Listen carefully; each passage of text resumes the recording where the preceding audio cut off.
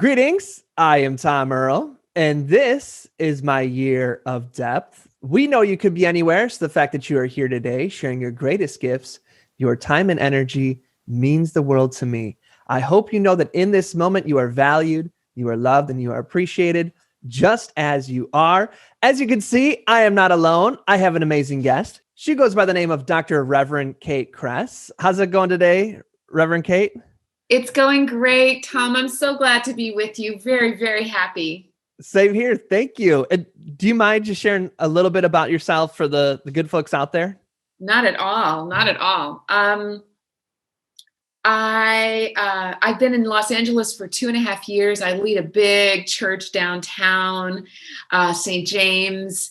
And previously I lived in New England, and I come from the South of the United States, but I've lived about a third of my life overseas in different parts of Africa and in Korea. And my mother still lives in Nairobi. So I feel I like to think that I'm a citizen of the world, and also someone who's sort of in love with all of our faith traditions. And that's what brings us together. So one of the churches Adora goes to is Reverend Kate's church. Adora goes to a lot of churches, but maybe we're her favorite. I don't know. Yes. And my mom's been to your church. She loves it. It's very beautiful. And so Reverend Kate sent Adora an email and shared that she'd like to have a conversation about Islam to make it more personal rather than, just facts and stats and, these kind of things that don't really build relationships. So that's, I said, let's do it. What can I record it and make it into a podcast? Always my request. So that's what brings us here today. So in a second here, I'm going to hand it over to you, Kate, and let you run it from here. All right. Perfect. Hello there, Tom Earl. I am so happy to be here and so happy to bring to you this morning questions that fifth grade religion students of comparative religion have about Islam. We've been studying it for a while now, and they've seen videos of the Hajj to Mecca. They've seen interviews with individual Muslims about their practices, but we still had questions, and instead of Googling answers, we wanted to just hear about one individual Muslim's experiences and practices of the faith. That's why. That sounds great. Do you mind if I give some disclaimers before I know what you're going to say? You're not speaking for, give as many disclaimers as you want. But let me just first say that the person that I interviewed to talk to us about Judaism is Japanese. That's awesome. Yeah. So, anyway. So yeah, give me some disclaimers. Well, I'm not a scholar. So scholarly, what about this? Why does that? What does this mean? I'm not really an expert in those areas. And I have a unique experience. I'm a convert. I'm also a white Muslim. And so some of the experiences that I have are going to be greatly different than other Muslims, especially around Islamophobia and sexism and the different ways our identities impact our experience in the world. So just wanted to share that ahead of time, but I know we're connecting, especially through our relationship with Adora. So that's so true. That's absolutely true. And I was just with Adora last night in a wonderful prayer group experience. Yeah, we don't want to talk to a scholar. We want to ask a real person. Well, and we understand you do not speak for Islam. You speak for Tom Earl. There we go. All right, Tom Earl. So here's a few of our questions. Well, first of all, can you, as a convert, can you tell us a little bit about how you became a Muslim? Yeah, really the short answer, it was not an intellectual decision. It was a feeling. So I was curious about Islam because at the time I was working with a group of high school students, around 150. And our team is through an organization called Community Tampa Bay, was to empower them with leadership skills to create a world free from discrimination and bullying. And one of the big biases and fears that our students had at the time was around Islam. When we would invite them to partake in we had them partake in different religious prayers processes. So, do this, do that. This is what they do when they pray in Judaism. This is what they do when they pray in Buddhism. But when we invited them to do that for Islam, it was like, some people were just like absolutely terrified, and across all race and gender. It wasn't just, like the Hicks. It was like people were just terrified. So I started to research Islam to help there. And through that process, I ended up going to an open mosque day. And when I went into the mosque, it just felt like this part of me that was always a little bit empty felt fulfilled and connected. And I don't know if your students relate. Normally when I'm driving, I'm listening to music or a podcast. And that day on the way home, it's like 45-minute drive. I didn't listen to anything. I just sat there in absolute calm and peace. And a week later, I showed up and converted. And I converted. I know. I was like, all right, let's do this. And for your students, it'd be like somebody showing up on, because it was the eve of a big holiday, the eve of an Eid. Eid is one of our holidays.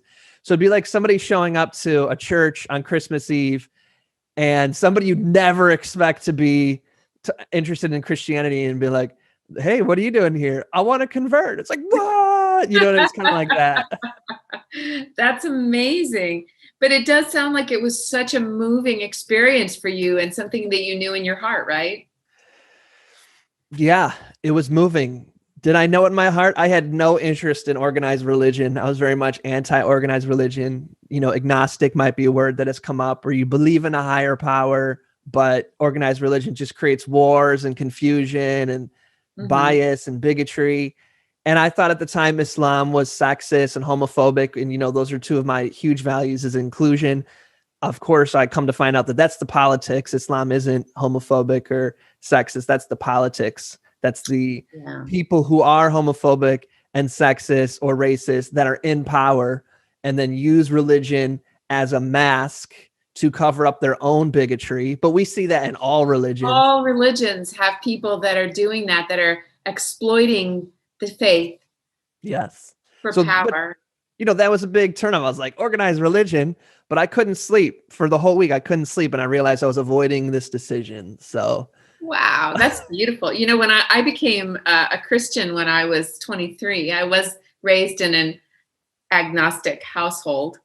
And I remember it was just like falling in love, the most amazing, restless experience.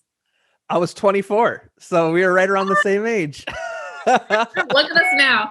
Well, hey, here's a first question. Okay. A word that comes up a lot when we're studying Islam is the word submission.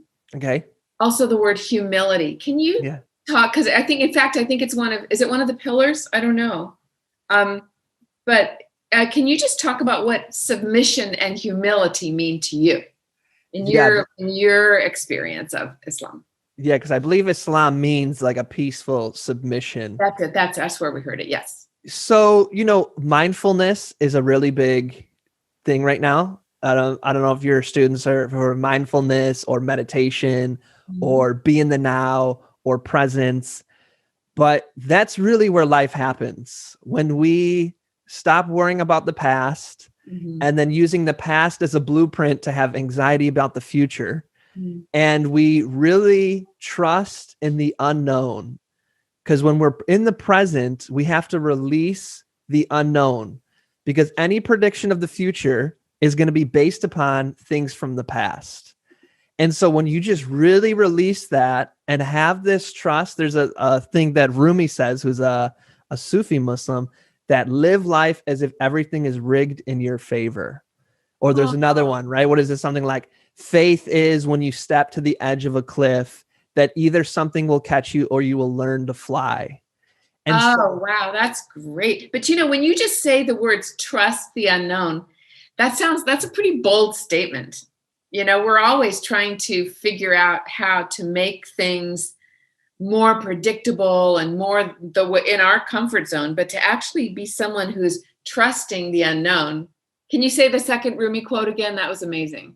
The second one wasn't Rumi. I don't know who said it, but when you come to the edge of a cliff, faith is believing that either something will catch you or you will learn to fly. I love that. That's beautiful. So that's sort of what submission means to you. It doesn't mean like I'm a lowly worm, I'm nothing. It's more about openness to the unknown. Exactly. I mean, I think one of the biggest disservice to any of us who are of the book, so of the book being Jews, Christians, Muslims, I can only speak to the Christian and Muslim experience because I've been both. This whole personifying God as usually this man that has an ego that cares about, like, so much of this stuff is superstitious, like what you say or what you do or what you think, or, God is a jealous God or a fearful God. This is all superstitious, ego-driven interpretations. You know what I mean? Like, there's no being that has a little thing for it to check off that's like, have you submitted? I want you to, feel unworthy. That's kind of what is in there. And that stuff's really about control. If you can make someone feel unworthy, you can control them.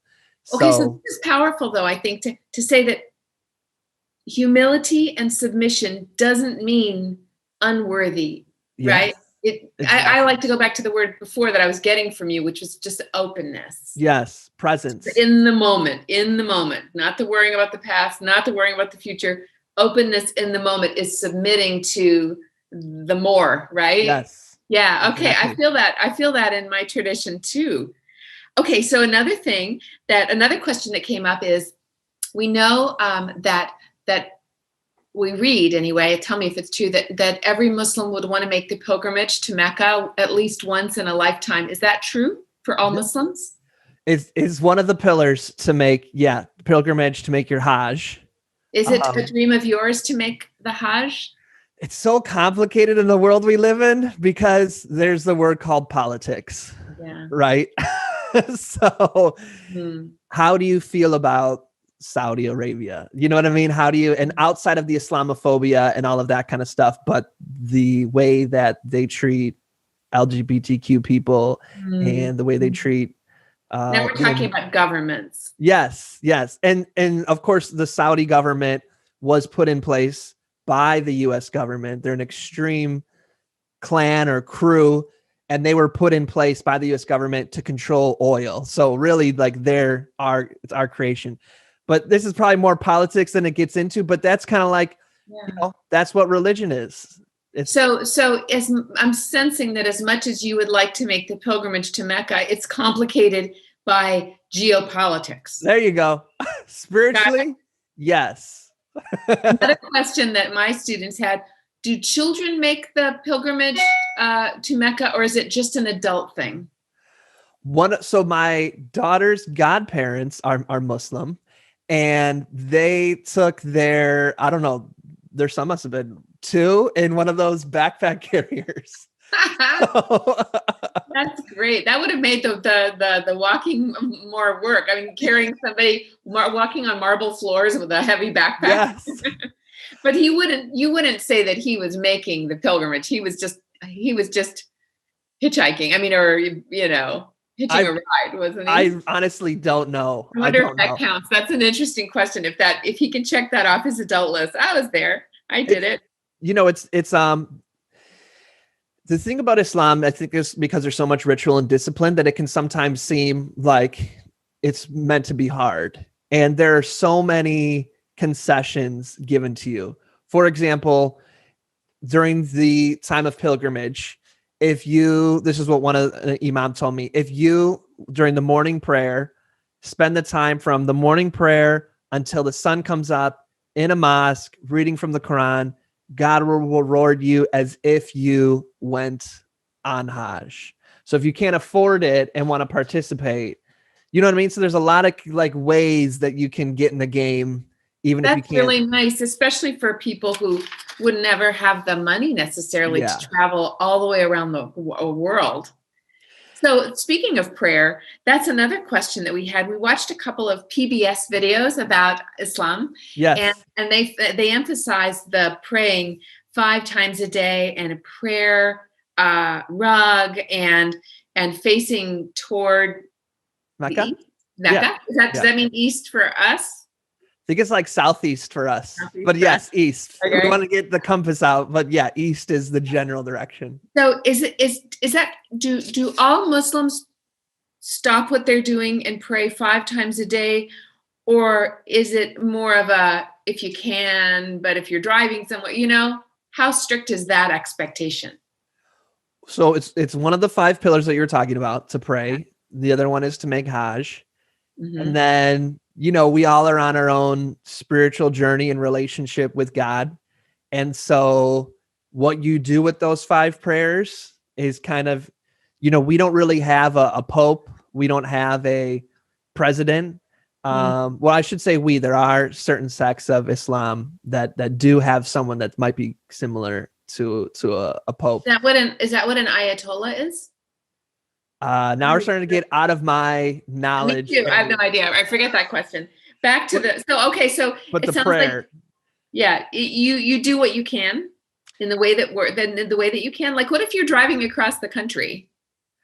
Okay, so people who, for them, their pillars are either because they're really into rules, and I don't mean that as a negative, like they're like, yes, this is a rule, I will do this. Or for them, no, this is when I die, that when I will be asked, did I pray every day? Then in your normal life, when you're not traveling, the best thing to do is when the time comes, wherever you are, to pray. But there's a window, right? So let's say today, I think it's around 12:15, and then the next prayer is going to be around 4. So you got to get in that window. Okay. That's, but then when you're traveling, you're allowed to combine prayers. That's what I mean. There's so many concessions. So you can combine prayers, can make prayers up, those kind of things. And if you're traveling, if it's international travel, you're crossing all of these time zones anyway. So it's super confusing, right? It can be, yeah. So you just, it's really any rule that's in any religion that we all go through is really, you got to think through, and this is how I do it. What's the original intention? Because it's not about the rules and the controlling and the guilt. If you do this, you're wrong, you're naughty, God doesn't love you, or it's going to get recorded as a sin. That kind of stuff, once again, goes back to controlling people. It's really not. So what is the essence? This is when I reflect on what's the essence of praying 5 times a day.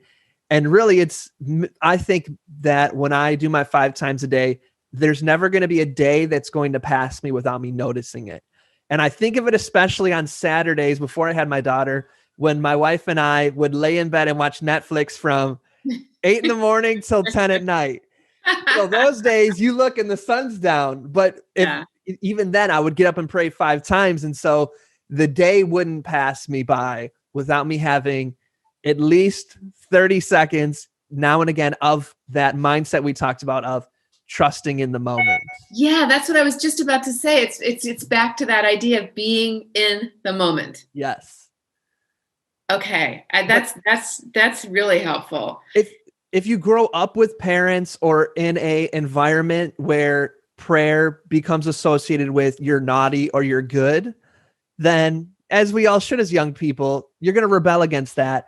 And it's going to have an impact on your relationship with prayer. As some of your people in your class might experience, if prayer has become, like pray or else, it's going to be like, well, screw prayer, rock and roll. You know what I mean? So yeah. that, it's complicated when people get involved in your relationship with God. Yeah. I always say that to myself, that I don't want to do anything to get in the way of God's relationship with another person.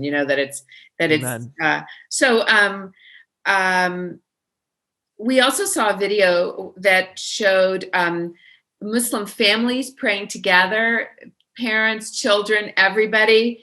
Is that common, or just in very traditional families from what you've seen? As a convert, that's kind of one of the insights that I don't necessarily have access to. When I converted and people would take me to their home, we'd all pray together. Husband and wife would pray together. I see on Instagram, but once again, Instagram, we show the best versions of our life. We do. I see my friends taking photos of their kids imitating prayer, so they're seeing their parents pray. So then they will, I've seen like them lining up their teddy bears in prayer and stuff, like you see adorable like that. I mean, there's so many Muslims out there. It's like, is it normal for Christians to go to church on Sunday and to all the other things, or do pray most at meals and or do most Christians show up on Thanksgiving? I'm not the Christmas Eve. You know what I mean? Like it's the same game. Yeah, there's a whole huge range, right? Yeah. Across, even within a religion, through the different denominations. All right, my last question has to do with fasting. And based on how you've answered some of my other questions, I'm going to guess that you're going to say there's a whole range as well. Is it right that through the whole month of Ramadan, ending with Eid, you don't eat during daylight hours? Yes, but the big one is or drink anything. That doesn't sound like it's very safe. Not drink anything.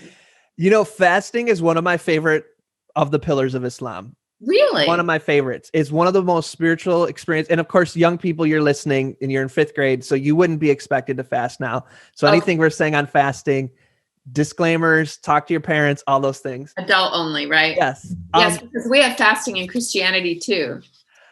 So before we were saying, when I was saying the Christmas Eve or Christmas Day, a lot of Christians show up for that. I would say any Muslims who throughout the whole rest of the year, even the most like strict Muslims would say, you're not Muslim.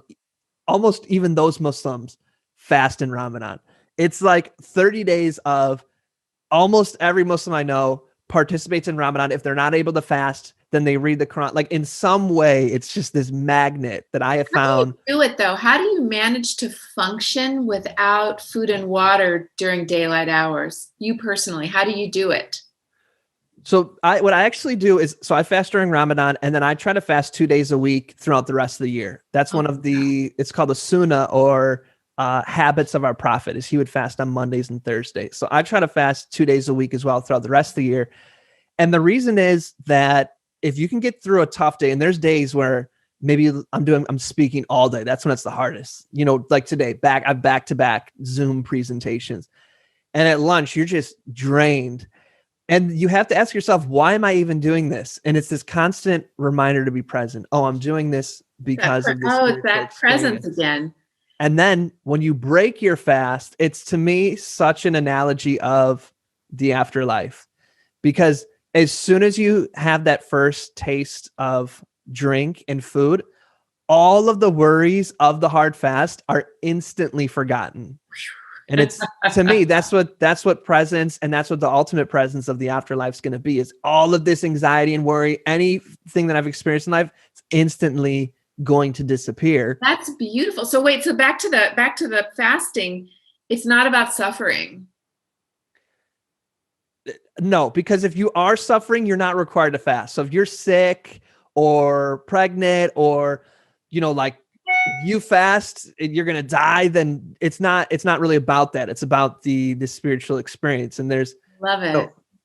Or if you have an eating disorder, then you shouldn't fast. Like there's lots of different reasons why you shouldn't fast if you don't have to. But so it's not about suffering. I mean, so it's about openness and connection to God. And also it sounds like from what you're saying about a taste, so to speak, of eternal life.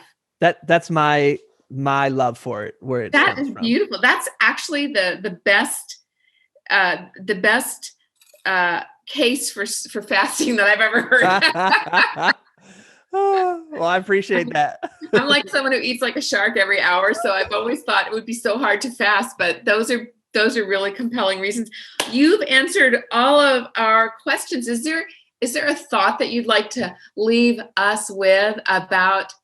Oh, I want to tell you one thing first, which is at the end of every all school chapel, the blessing that I say includes the words of Rumi about be a lamp, be a lifeboat, be a ladder. And so we like to think that we've got some Rumi built into our worship every week at our beautiful school. So what's something you could leave us with?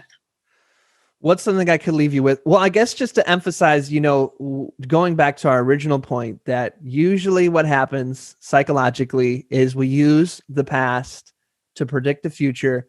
And what we do is we take it a step forward, is we usually try to think of what is the worst case scenario and prepare for that. Because if anything less happens than that, at least we were prepared. Yeah. And so then, that's the predictable future that we start to create in the world we start to live in. But then we're living like this. Exactly. Right? And so whatever religion you participate in, or if religion's not your jam, then whatever discipline, I'm a big fan of discipline and ritual and systems that don't give you an out, right? It's like, okay, I agreed with myself or my God that I am going to do this. And it at least gives you a couple moments in each day, or big moments in the month, or big moments in the week, where you can just remind yourself that, okay, living is actually right here. And there are angels, or there are beings, or there are so many forces that actually want my life to be amazing. And let me just for a second, just trust that actually what life is, rather than the worst possible outcome.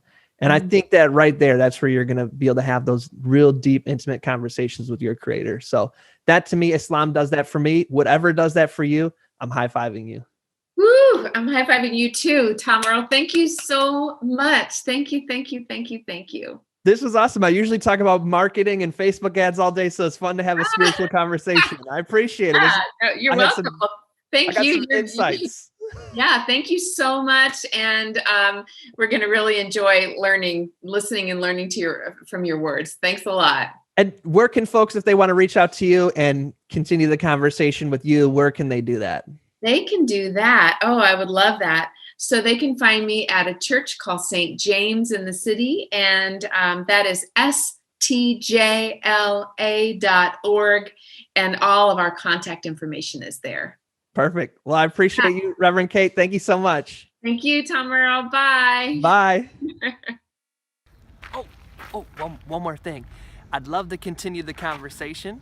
Feel free to join me at tomearl.com/join. Subscribe below, or let's connect on social media. Tom Earl Artist. Thanks again for watching.